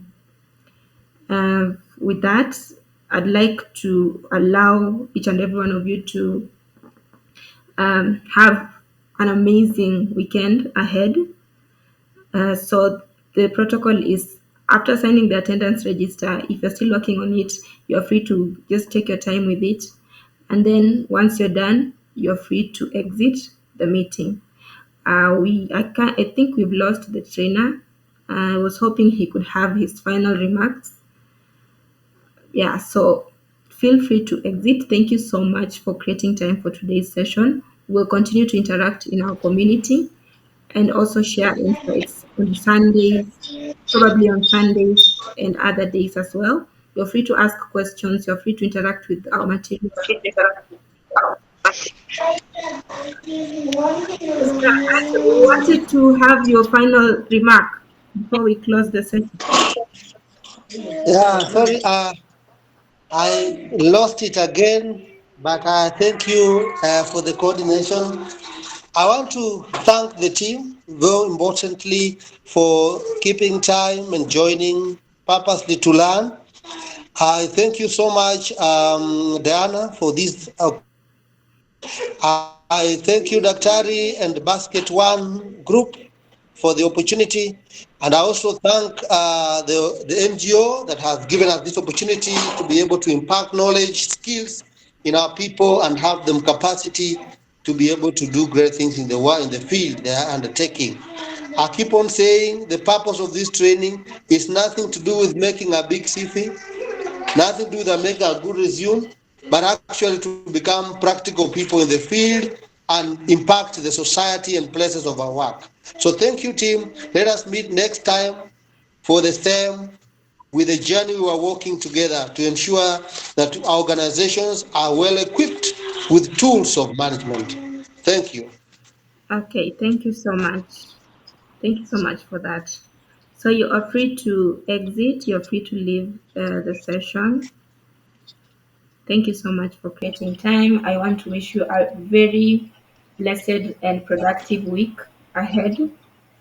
We just concluded this week with an amazing, impactful session, and I'm hoping to see you next time. If you have any questions, feel free to reach out to us in the community or in even the YouTube channel. You can drop your question. We'll get there also.